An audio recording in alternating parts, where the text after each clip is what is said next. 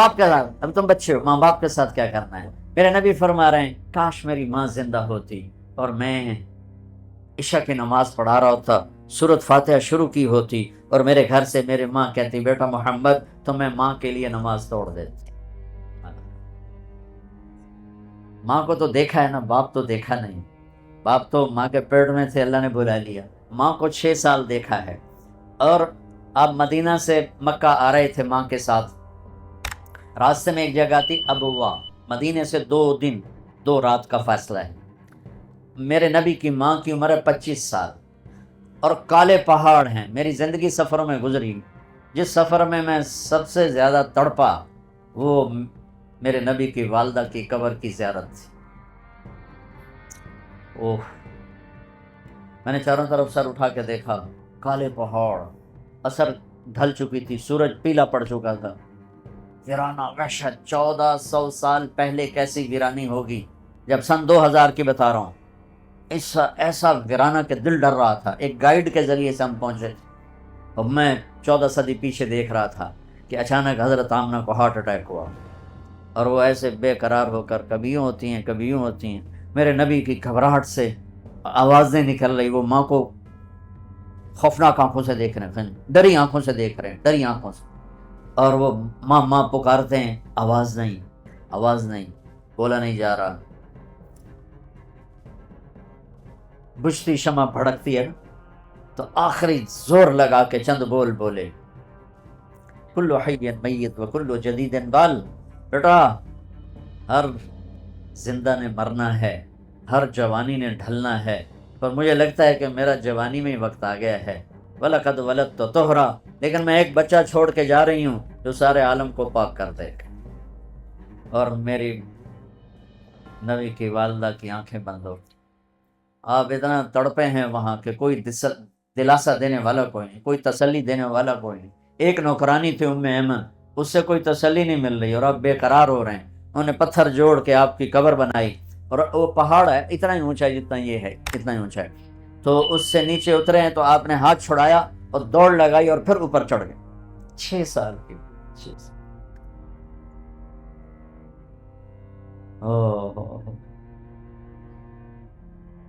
ام ایمن پیچھے کہیں دوڑ گئی، چشم فلک بھی رو رہی تھی، اور میں جب یہ واقعہ سناتا ہوں میں رونے بیٹھ جاتا۔ حالانکہ 2 4 10 دفعہ کوئی چیز سناؤ تو آدمی یوزڈ ہو جاتا، لیکن تم اس خوبصورت یونیورسٹی اور لان میں وہ درد نہیں محسوس کر سکتے جو میں نے وہاں جا کے درد محسوس کیا۔ میں جب یہ واقعہ سناتا ہوں میں پھر درد مند ہو جاتا۔ ام ایمن نے اوپر چڑھ کے دیکھا تو میرے نبی ماں کی قبر پر گرے ہوئے ایسے تھے، اپنی ماں کی قبر سے چمٹے ہوئے تھے۔ جب ام ایمن قریب آئی ہیں تو اللہ کے نبی کہہ رہے تھے، ماں جی آپ کو تو پتا تھا آپ کے سوا میرا کوئی نہیں، پھر آپ کہاں چلی؟ آپ کہاں چلی؟ معصوم بچے کو پتہ نہیں ہے کہ موت نے جدائیاں پیدا کی۔ تو ام ایمن نے کہا بیٹا اٹھو، کہ نہیں میں نہیں جاؤں گا۔ نہ بہن نہ بھائی نہ ماں نہ باپ کچھ بھی تو نہیں ہے، کدھر جاؤں؟ کہ بس میں نہیں جاؤں گا۔ ام ایمن نے کھینچا زبردست، اور چیختے بچے کو اٹھایا اور اونٹنی پہ بٹھایا، اور آگے 2 راتیں 2 دن اس معصوم بچے کا نہ آنسو بند ہوا ہے نہ ہائے بند ہوئی۔ سوائے 57 سال کے بعد آپ حج کے لیے نکلے، آپ کی عمر 63 سال تھی، آپ کے ساتھ اس وقت کوئی 40-50 ہزار کا مجمع تھا۔ جب آپ ابوا کے قریب سے گزرے تو اونٹنی کو موڑ لیا اور اندر پہاڑوں میں چلے گئے۔ پیچھے پیچھے سارا مجمع کا منیر، عزیز، حریص، رؤوف، رحیم، رحمت للعالمین محمد بن عبداللہ بن عبد المطلب بن ہاشم بن عبد مناف بن قصی بن کلاب بن مرہ بن کعب بن لوی بن غالب بن فہر بن مالک بن نضر بن کنانہ بن خزیمہ بن مدرکہ بن الیاس بن مدر بن نزار بن معد بن عدنان بن اود بن حمیسہ بن سلامان بن عوس بن بوز بن کموال بن ابی بن عوام بن ناشد بن حزا بن بلداس بن یدلاف بن طابخ بن جاهم بن ناحش بن ماخی بن عیفی بن عبقر بن عبید بن الدعاء بن حمدان بن سنبر بن یثربی بن یحزن بن یلحن بن ارعوى بن عیدی بن زیشان بن عیسر بن اخناد بن ایہام بن مقصر بن ناحد بن زارع بن سمی بن مزی بن عوض بن عرام بن قیدار بن اسماعیل بن ابراہیم بن آدر بن سروج بن رعوب بن فائج بن عابر بن ارفقشاد بن سام بن نوح بن لامک بن متوشال بن ادریس بن یرد بن ملحل ایل بن قینان بن آنوش بن شیس وبن آدم علیہ السلام.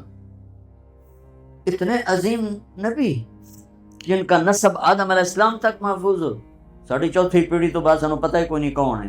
میں اپنے نبی کی 80 پیڑھیاں یاد کیے ہوئے ہیں کہ میں چاہتا ہوں میں اللہ کے نبی کا مراسی بن کے اٹھایا جاؤں. ہر بیان میں ذکر کرتا ہوں کہ ہمارے پنجاب کا کلچر ہے, لوکل زمیندار میری فیملی ہے, ہمارے مراسی ہوتے ہیں جو 8 10 پشتوں تک کے نام یاد کر کے جھوٹی تعریفیں کر کے پیسے بھی لے جاتے ہیں, سال کے گندم میں لے جاتے ہیں اور بہت سے نفع اٹھاتے ہیں. میں نے اللہ کے نبی کی پیڑھی یاد کی کہ میں اس کی قبر پہ بھی جا کے سناتا ہوں اور ساری دنیا کو سناتے سناتے مر جاؤں گا کہ میں کہوں یا اللہ میں میری تقریروں کا تو مجھے پتہ نہیں کہ یہ قبول ہیں یا مردود ہیں, کہ اتنا مجمع سامنے ہو تو پتہ نہیں یا میرے اندر اپنی واہ واہ کی طلب ہے یا اللہ کی طلب ہے.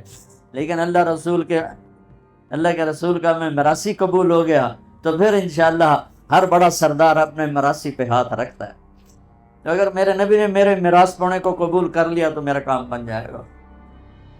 اتنی بڑی ہستی جس کی پیڑھی آدم تک ہو اور وہ ماں کی قبر پر یوں بیٹھے ہوئے. اور پھر کہا کاش ماں ہوتی تو پھر میں کیا کرتا. میں مصلی پہ کھڑا ہوتا اور میری ماں کہتی محمد, تو میں کہتا جی, میں نماز توڑ دیتا. اور پھر آپ سے پوچھا گیا یا رسول اللہ قیامت کب آئے گی؟ آپ نے کہا اللہ کو پتہ ہے. کہ کوئی نشانی بتا دیں, کہ کوئی نشانی بتا دیں. تو یہ غور سے سنیں یہ ساری بچیاں. آپ نے فرمایا جب بیٹیاں بھی ماؤں کو ذلیل کریں گی تو قیامت آ جائے. بیٹوں کا نہیں کہا, کہ یعنی بیٹے تو کرتے ہی کرتے ہیں اور بیٹیاں پھر بھی خیال کرتی ہیں, لیکن جب بیٹیاں بھی ماؤں کو ذلیل کریں گی تو قیامت آ جائے. ماں باپ سے کیسے چلنا ہے یہ تمہاری یہ تعلیم تھوڑا ہی بتائے گی, میرا نبی بتائے گا.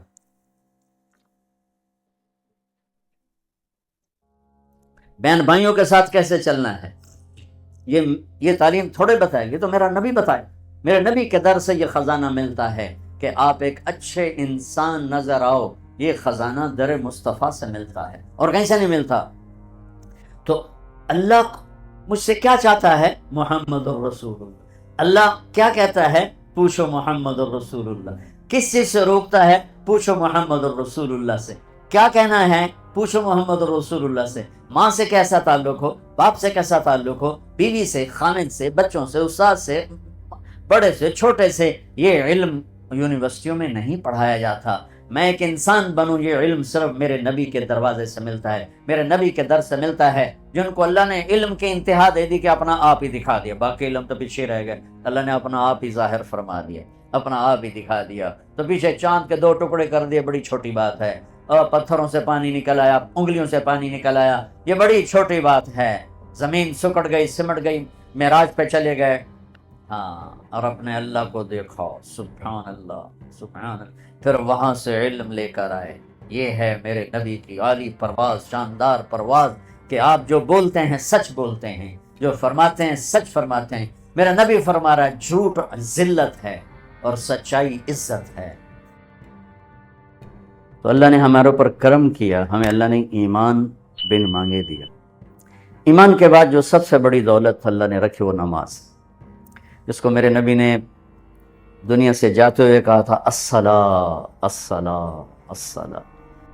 دین کتنا ہے؟ ایک بات کہ میری نماز نہ چھوڑنا, نماز نہ چھوڑنا. اور دوسرا سارا دین 2 حصے ہیں, حقوق اللہ, حقوق العباد. حقوق اللہ میں نماز سب سے اعلیٰ ہے تو فرمایا نماز نہ چھوڑنا. اور حقوق العباد میں اللہ کے غریب بندے زیادہ مستحق ہیں تو فرمایا میری امت کے غریبوں پر, میری امت کے غلام نوکروں پر سختی نہ کرنا, نرمی کا معاملہ رکھنا. تو ایمان کے بعد ایک نماز کا وہ میں آ جائے, نماز نہ چھوڑ. تو نماز بندے اور اللہ کو آپس میں جوڑ دیتی. شیطان نے ایک سجدے کا انکار کیا اور ہمیشہ کے لیے محروم ہو، مردود ہو. اور اللہ نے ہمارے اوپر کرم کر کے ہمیں 5 نمازیں عطا فرمائیں اور ہر 2 نماز میں گناہوں کی بخشش کا اعلان فرما دیا. کیا خوبصورت بات. عشاء کی نماز باجماعت پڑھے اور فجر کی باجماعت پڑھے تو ساری رات تہجد کا ثواب لکھا جاتا. کیا زبردست بات. پہلی امتوں کے ذمہ 2 نماز، فجر کی 2 رکعت، عصر کی 2 رکعت. ہمارے ذمہ 5 ہیں اور ہر 2 نمازوں کے درمیان کے سارے گناہوں کی بخشش کا وعدہ ہے. ساری شریعت زمین پہ اتاری، نماز کو عرش پر بلا کر سامنے کھڑا فرما کر کہا آپ کی امت کو 50 نمازوں کا تحفہ دیتے. ہمارے نبی تسلیم اور رضا کا وہ مقام تھا، ایک دفعہ نہیں کہا پڑھیں کہ میں پڑھیں گے 50 کون پڑھے گا. یہ لبیک یا اللہ، حاضر یا اللہ. وہ تو اللہ نے کرم فرمایا، بیچ میں موسیٰ علیہ السلام کو کھڑا کیا اور 5 پھر 5 پھر کٹھی 45 کیوں نہیں اڑا چھڑی. موسیٰ علیہ السلام نہیں آپ پہ نہیں کھلوتے، اللہ کھڑا کیتا کہ میرا محبوب تو گل ہی نہیں کیتی تے 50 لے کے جاندہ پہ تے پڑھنیاں 5 کہہ نہیں تے 50 لے جاندہ. تو موسیٰ علیہ السلام کو اللہ نے کھڑا کیا. یا رسول اللہ ملاقات ہوئی، کہاں کیا ہوا کہ 50 نمازیں کا توبہ کہیں پڑھنی ہی نہیں، اللہ دا نام منو پیچھا جاؤ تھوڑی کرواؤ. تو جب آپ پیچھے آئے تھوڑی کروانے تو اللہ کہتا چلو 45 کٹ کر دیتی ہیں، 5 ہی دینی تھی تو 5 کم کی. پھر جی حاضر، پھر موسیٰ واپس 5 5 5 5 9 چکر، 9 5 45 9 چکر.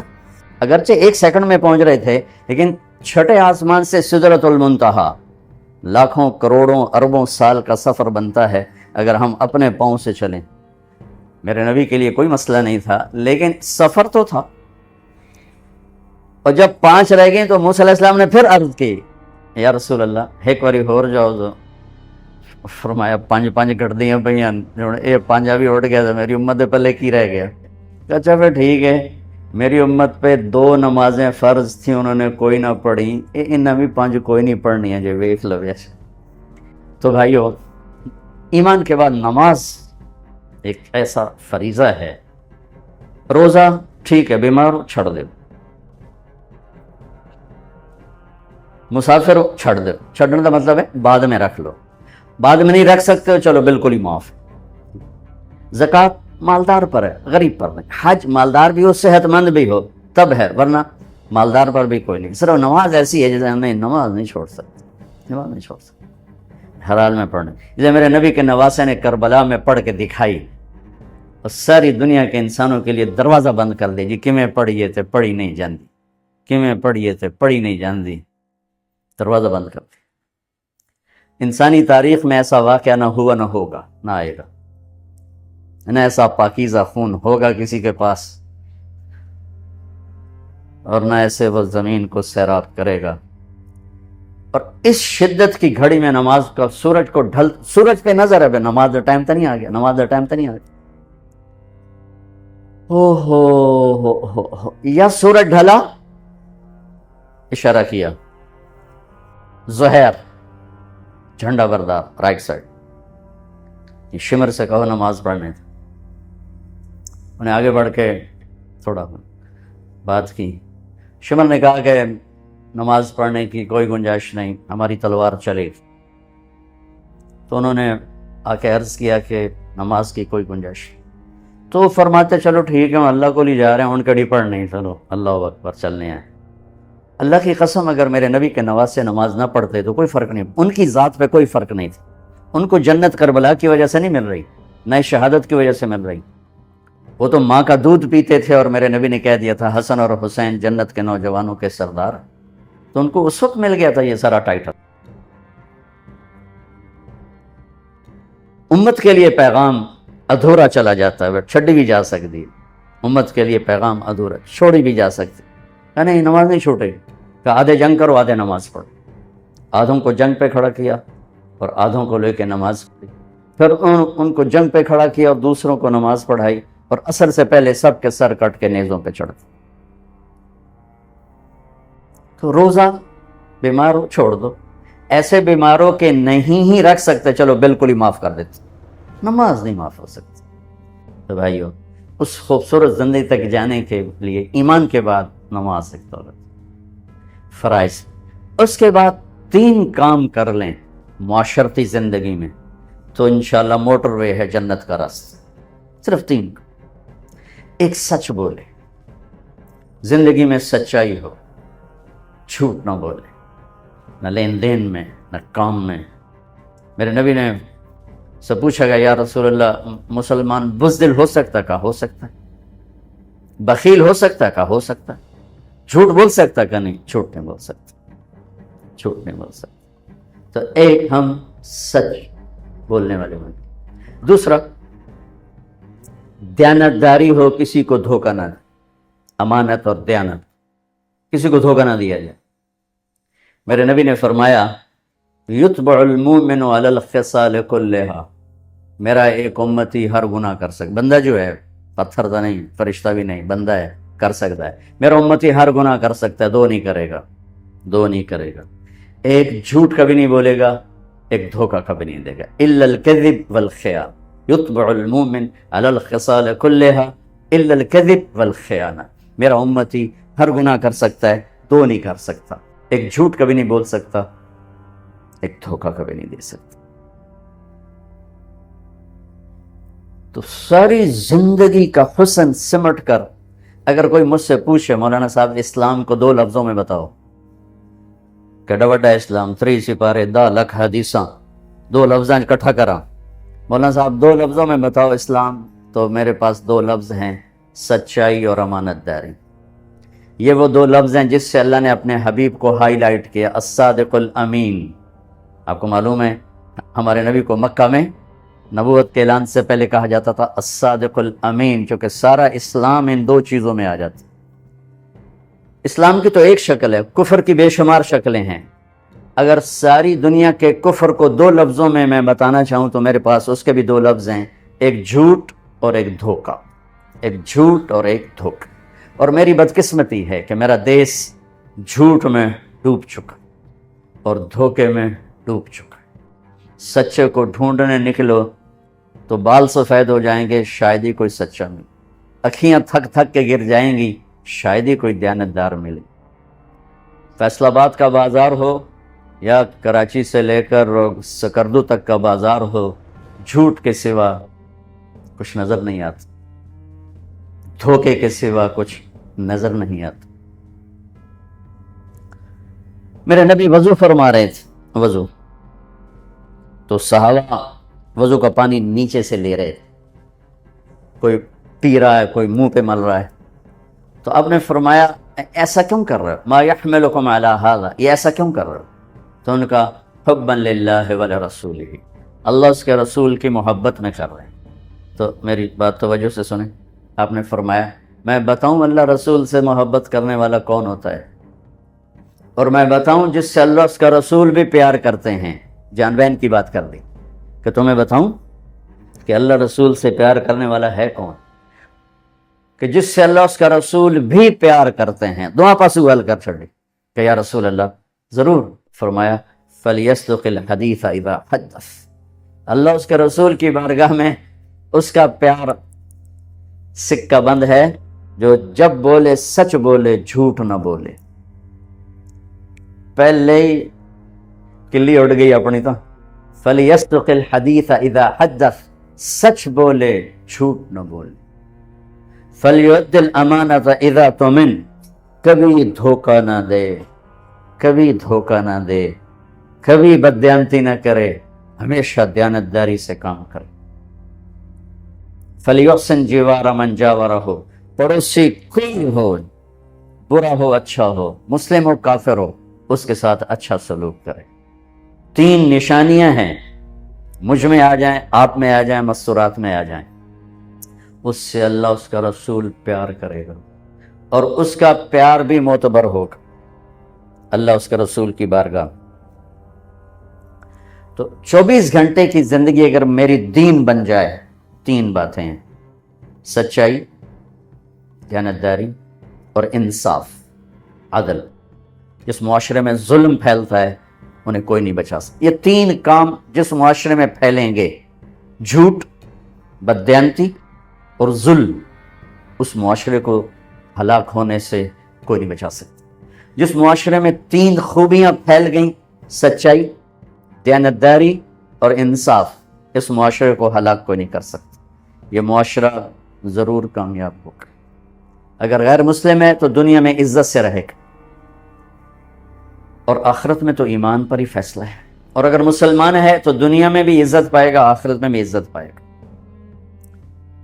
اور اگر جھوٹ ہو، ظلم ہو، بددیانتی ہو، تو یہ معاشرے میں، اس معاشرے میں رہنے والا مسلم ہو یا کافر ہو، وہ ذلیل ہو جائے، خوار ہو جائے، اس لیے عزت نہیں۔ تو میرے بھائیوں، اللہ تعالیٰ میرے دیش کو، مجھے سب سے پہلے ہمیں اپنی ذات سے تبدیلی کو شروع کرنا چاہیے کہ اللہ، میرے اور اللہ کے درمیان تھوڑا سا وقت اللہ نے مانگا ہے۔ 5 نمازوں کے لیے کتنا وقت چاہیے؟ جی پڑھی نہیں دیں جی، کتنا وقت چاہیے؟ لیکن بندوں کے ساتھ معاملے کے لیے 24 گھنٹے کا وقت چاہیے۔ ہمیشہ سچ بولو، ہمیشہ دیانتداری کا معاملہ کرو، ہمیشہ انصاف کا دامن ہاتھ سے نہ چھوڑو، چاہے خوشی میں ہو، چاہے غصے میں ہو، چاہے ناراضگی میں ہو، چاہے کسی سے رنجش ہے، نہ سچائی کا دامن چھوٹے، نہ دیانتداری کا دامن چھوٹے، نہ انصاف کا دامن چھوٹے۔